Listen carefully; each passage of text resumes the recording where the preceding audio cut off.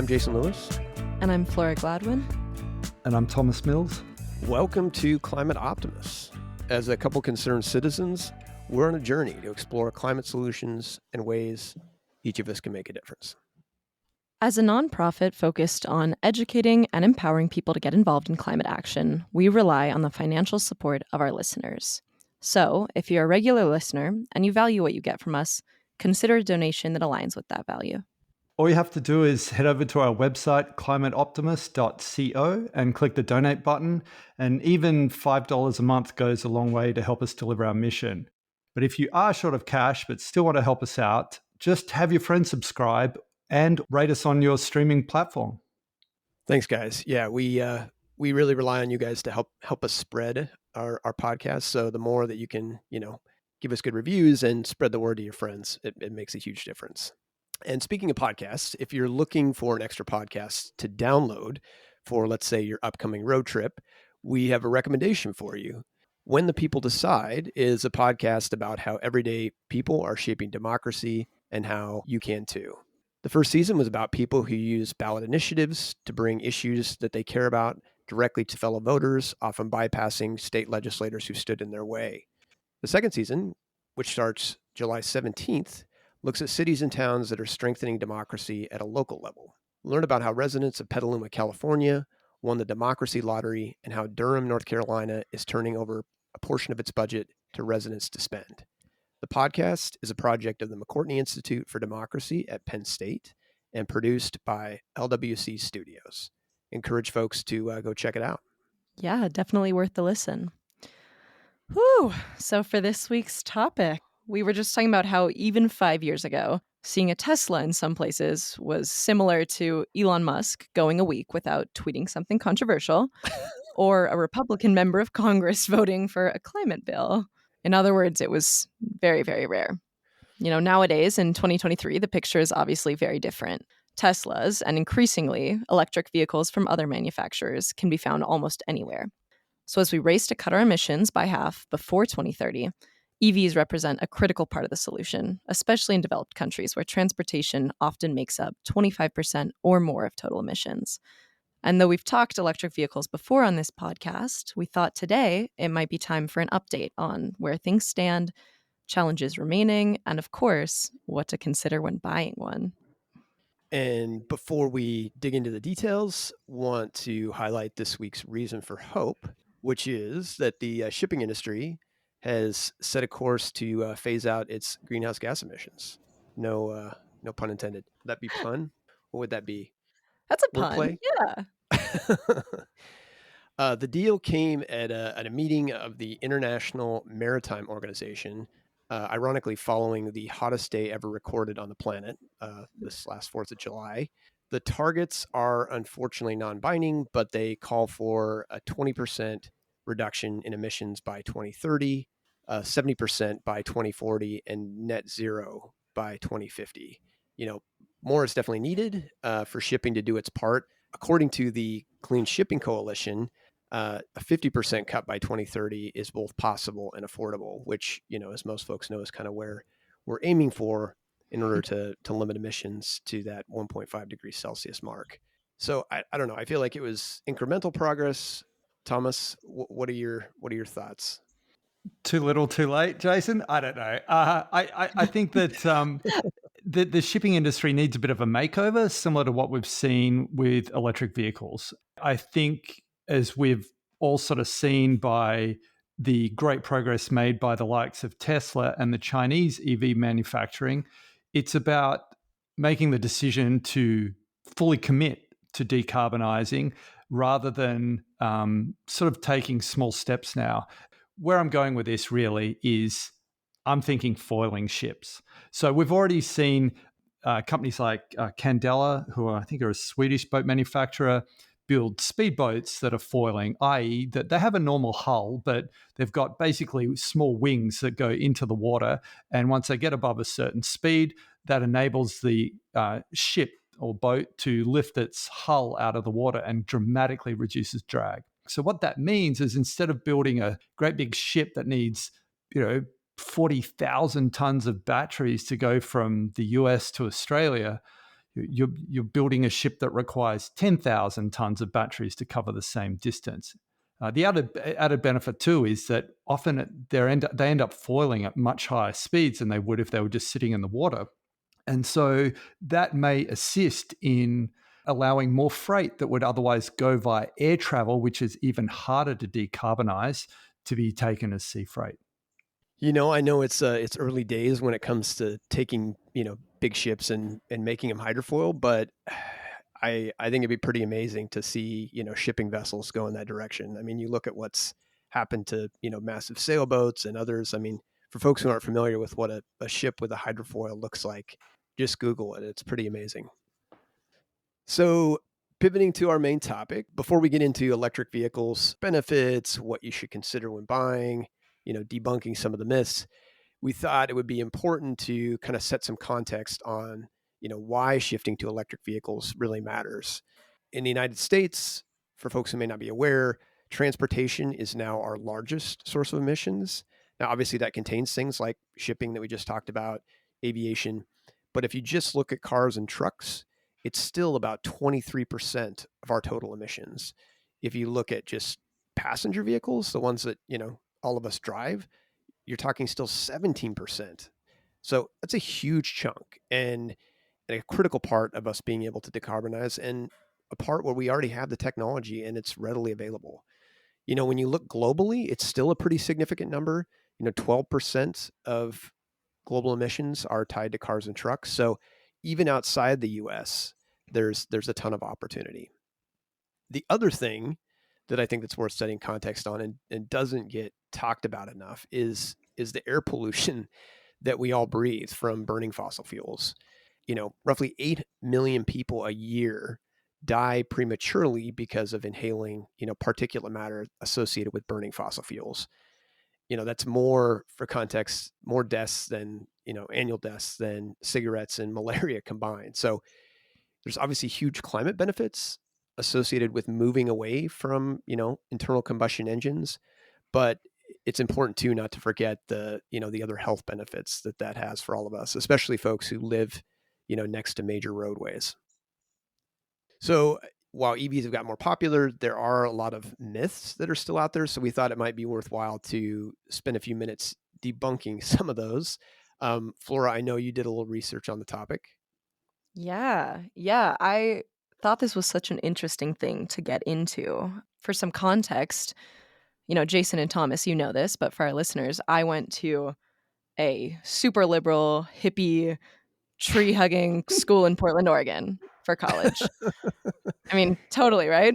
And even there was just an impressive amount of skepticism around EVs, particularly Tesla, that I would hear from my peers. And, aside from the very obvious social aspect, thanks to Elon, a huge part of that skepticism is due to misinformation about both the, production and consequent emissions of electric vehicles. So I thought we could talk a little bit about, what I think are two of the biggest that I hear. The first myth being that EVs are just as bad emission-wise as internal combustion engine vehicles are. And the second, that EVs rely on coal in a way that is really similar to internal combustion engine vehicles. And there's a great article that I know Jason and I have both checked out that's by a guy named Johnny Lieberman for Motor Trend, and it's called You're Being Lied to About Electric Cars. And definitely we're going to link it for the episode. But I think one of the really interesting facts or ideas, I guess, that Lieberman brought up was this idea of direct and indirect emissions, which is meaning emissions that were created during the manufacturing process and those that are then emitted while driving the vehicle. So gas-powered cars obviously have both direct and indirect emissions. Meanwhile, electric vehicles only have those indirect emissions as they're outputting no greenhouse gases while driving is actually occurring. There's a great Yale study, which Lieberman cites in his paper, that says that about 74% of light vehicle CO2 emissions come after vehicle manufacturing when the car is actually being driven. So there's this really important point to consider when we're talking about, the impact that EVs are having emission-wise, which is this idea of direct versus indirect. Yeah, that's a great point. I mean, I almost like to think of it in terms of manufacturing and operating emissions. And manufacturing an electric car today generates more emissions than manufacturing an internal combustion engine. When you get to that operating phase, because it's so much bigger in terms of its contribution, that's where the difference comes. So even though producing the electricity to operate the electric vehicle does generate some emissions, it's dwarfed by the amount of emissions that an internal combustion engine creates, burning the fuel. Yeah, definitely. Oh, do it, Thomas. Oh, look, I was just Hit going to it. pile on. Like, basically, in the US, it takes about, if you go and buy a Tesla Model 3, it takes about a year's worth of driving that compared to a regular internal combustion car that you bought at the same time, that's the same size, to make up for the emissions, the additional emissions that occurred during the manufacturing of that vehicle. In Australia, it takes a little bit longer. It's closer to 2 years because our grid's quite dirty. But if your electric vehicle has been made by somebody that really does give a damn about the planet and has worked hard to use renewable energy wherever possible in the manufacturing of them, it's really only about a year's worth of operation of that vehicle before you're ahead of buying an internal combustion. No, that's a great way to sum it up. And this second myth, I think really builds off of that, honestly, which is this idea that EVs rely on, coal or fossil fuels in a way that's really similar to internal combustion engine vehicles. And the fact of the matter is that electric vehicles are just far, far more efficient. There's a statistic that 87 to 90% of energy in an electric vehicle's battery is sent to its wheels. And meanwhile, internal combustion engine vehicles only send about 16 to 25% of energy from gas burning to their wheels, which is a massive amount of energy lost in all sorts of other things. So, yeah, I think there's honestly no comparison to be made there. Yeah, and I mean, even in the situation in Australia where we have one of the dirtiest grids in the world because we still have so much coal and gas on the grid here, if you buy, let's say, a Tesla Model 3, it's the equivalent of buying running a petrol-powered vehicle that gets over 50 miles per gallon. So, but the thing is with the electric vehicle, if you buy that electric vehicle today versus that 50 mile per gallon, gasoline-powered vehicle, with the grid improving year on year with more solar, more wind, more renewables coming online, there's a pathway for that to improve, but there is no pathway, as you've discussed, for the improvement in fossil fuels. Yeah. So I think you guys have covered, probably the two biggest rumors that are out there floating about electric vehicles. But the other one that's kind of out there that I think gets a lot of attention in environmental circles is that, batteries are sort of equally terrible for the environment as burning gasoline. I think the first thing to keep in mind is that while mining certainly can have negative impacts and this extraction of raw materials to create the battery, that isn't the same as what we're talking about with climate change. So no amount of mining is going to have the same sort of impact to the planet as climate change. We need to be mindful about how we mine these raw materials, but that shouldn't prevent us from doing what we need to move forward with electric vehicles. The other thing that I think people often say related to batteries is that they can't be recycled. Well, it's actually not the case. They aren't easy to recycle, but recycling is possible. And, there are facilities that are working to ramp up. And the other benefit of that recycling is that once you've extracted enough, let's say lithium to build the batteries that we need, then the recycling is feeding that back in so that you're not having to go out and pull more raw materials from the ground. So again, batteries are, have environmental problems for sure. They're not perfect, but I think we really just need to keep it in the context of the problems associated there and what we're facing with climate change, because the two are not the same. And because they are made out of relatively high value raw materials, that puts a value on them for recycling. It incentivizes companies to set up facilities to take those products back and repurpose them. I take JB Straubel, for example, who a few years ago left Tesla. He was a chief technical officer at Tesla and created his own company, Redwood Materials, purely with the intent of recycling EV batteries. The bulk of the batteries now that come through the facility are actually consumer grade waste from your electric toothbrush to your battery drill, whatever it might be. And those materials that would formerly have just ended up in landfill, unfortunately, are now going through their facility, being repurposed and redirected to the electric vehicle industry. Yeah, that's great news. And, we'll get into this when we talk about, I think, things to consider if you're a prospective EV buyer, but battery chemistries are changing too. And, the sort of predominant battery chemistry that's been out there in a lot of electric vehicles that involves, things like cobalt and nickel is really being phased out in favor of, what are called lithium iron phosphate batteries. And we'll spare you the technical details, but they don't require those materials, which in essence reduces the negative impacts of trying to extract those rare earth items. So let's move to buyer considerations.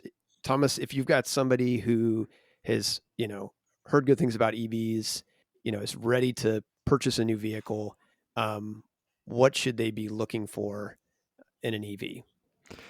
I think, as you've already mentioned, battery chemistry is an important one. If you're looking for something that is bomb-proof and going to last a long time, lithium iron phosphate is worth looking for rather than the older school nickel, cobalt, aluminium, or nickel, cobalt, manganese. So it is worth asking that. The reason being that these newer technologies will have a longer cycle life, and that it just means that the vehicle will have less battery degradation over time. And you can also charge them to 100% and leave them fully charged.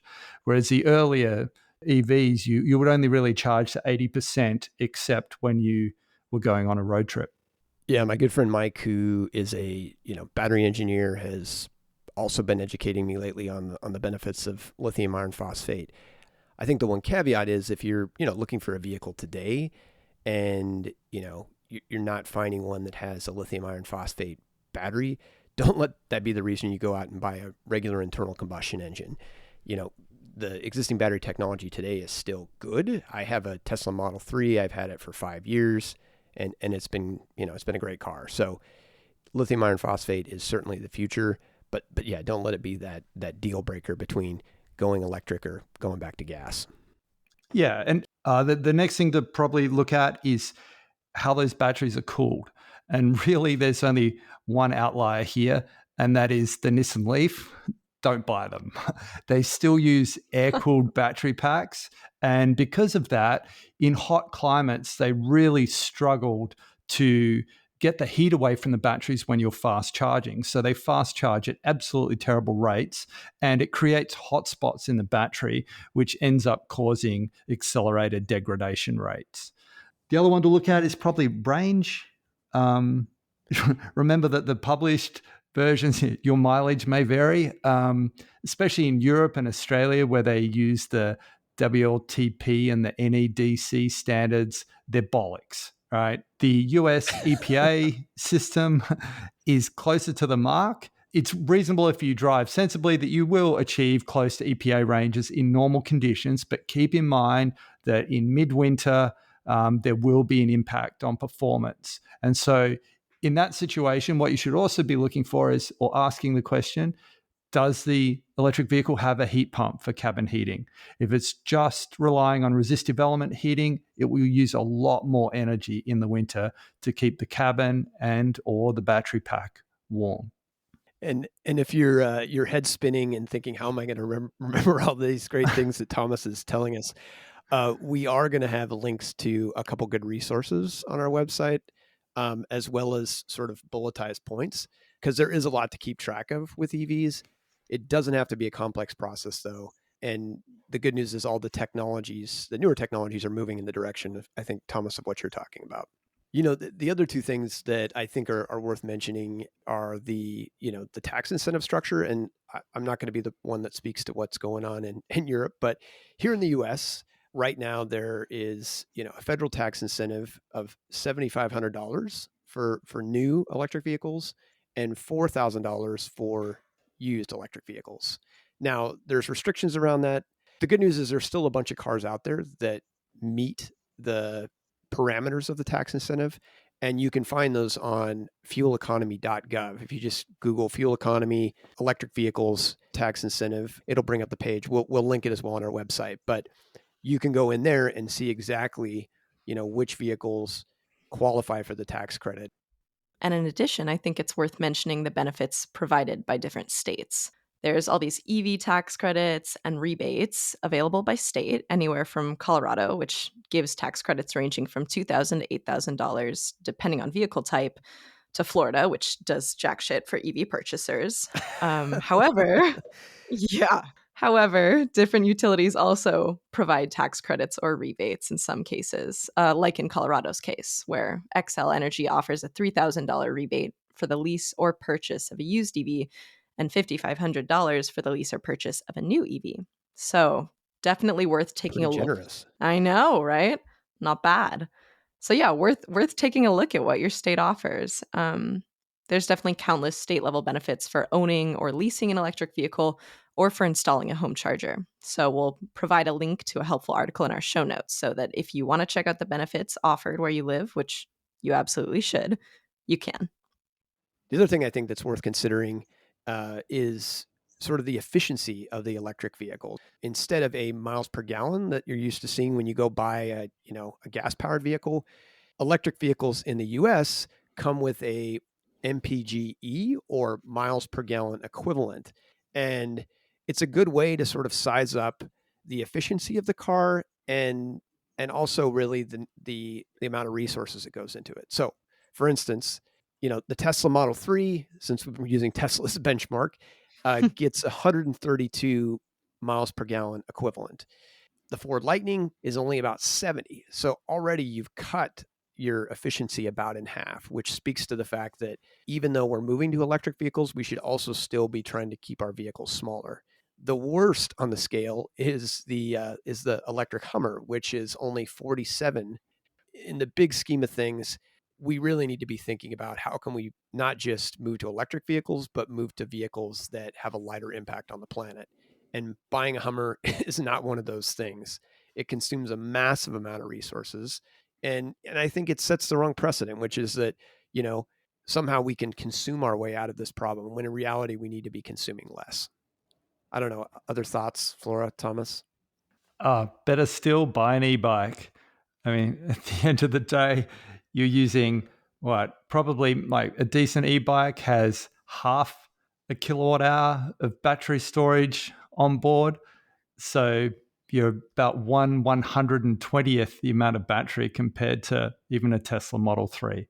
And you're going to get probably 30 times the fuel economy. And I think it's more enjoyable in most conditions. Oh, totally. Absolutely addictive. Can't get enough of it. Well, I want to ask, have you guys heard about the solid state battery with Toyota? What's the story there? Or do we not? Pipe dream. I wouldn't even talk about it. Seriously, I think Toyota gets way too much airtime. Like, I am far more impressed with what the Chinese are doing at the moment.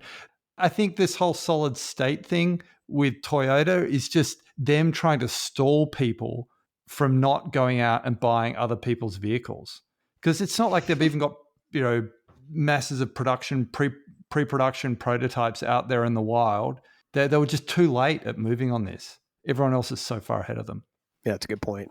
Not to mention they are one of the biggest lobbyists trying to stop the adoption of emission standards, fuel efficiency requirements, and electric vehicle adoption rates. So, yeah. I mean, there I was just giving them all this airtime, but basically they don't deserve any. So I think in summary, for prospective buyers, there's a number of high-level things to consider: your tax incentives, the efficiency of the vehicle, what kind of battery that you're purchasing, how it's cooled. Again, we'll have links on our website. I guess with that, are there any other EV related items we should be highlighting? Yeah, I think probably this adoption of the North American charge standard by some of the EV companies in the US other than just Tesla. So it was Tesla's proprietary connector, and they opened the standard recently. And well, the two most important ones, I guess, Ford and General Motors have now adopted it. And that will also give those drivers access to some, not all of, but the majority of Tesla's supercharger network. And basically everyone else is starting to pile on too. Outside the US, it doesn't really matter so much. But the other one was inductive charging. So, and I see this as the game changer. The reason is that I believe that electric vehicles are going to be a big part of the whole grid balancing in the future, because there is so much capacity in an electric vehicle compared to average household use, and it can participate as part of the grid is going to be monumental for allowing a larger penetration of renewable energy. And Elon has mentioned that by 2025, Teslas will have bidirectional charging capabilities, and that will likely be using a inductive charge pad, so you don't have to worry about plugging your car in anymore. And I suspect whatever Tesla adopts, the others will follow. Wow, that's huge. I mean, that'll be really interesting to see how that'll help make the grid cleaner, how that will kind of have a little positive feedback loop going. That's going to be really, really fascinating to see how that develops. Yeah, like there are quite a few studies underway at the moment regarding bidirectional charging and things, but they all require that the driver gets home and plugs their car in straight away. And that's okay for the geeks among us that are trying to do the right thing for renewable energy. But for the average person, they don't care so much. They just want it to be seamless. And I think that they will participate because, of course, there will be some financial incentives involved in this as well. But so long as they just don't have to worry about it, it just does its thing. It is exciting for sure, and it would be interesting to watch it. I don't know what that says about society, is that people can't, make the effort to go plug their vehicle in. But yeah, futuristic pull up and your car charges and can, release energy back to the grid. That sounds pretty sweet. Well, I think all this leads to the classic question that we always ask, which is, what can we do? And this week, I suppose it's the obvious. Consider making the leap to an electric vehicle.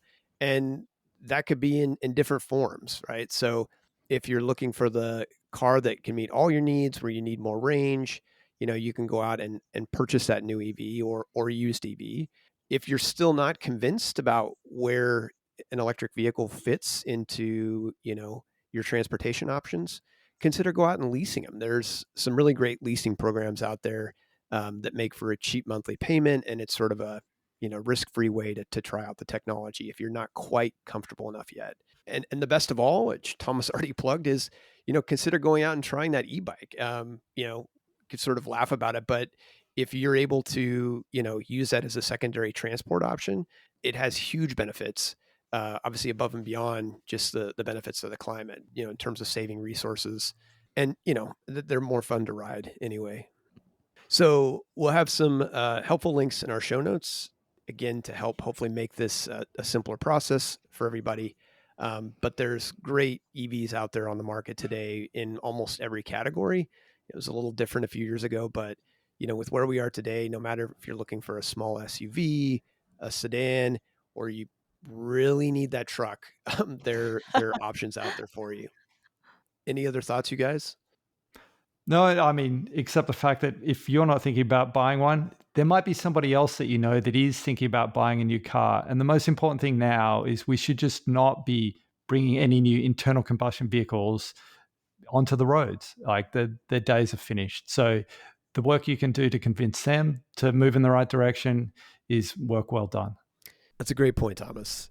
The best way to convince somebody to take the leap to an EV is to hear from family and friends. So if you're an EV owner, enthusiast, get out there and spread the good word. So before we sign off this week, just wanted to make a quick announcement to our listeners. We're going to be taking a little summer vacation here on Climate Optimist. So our next episode will be airing on July 25th as scheduled, but then we're taking a 4-week break and back again on August 29th. So mark your calendars. Well, that's a wrap for this week's episode. Thanks to everybody for tuning in. Climate Optimist is made possible by Climate Stewards Collective.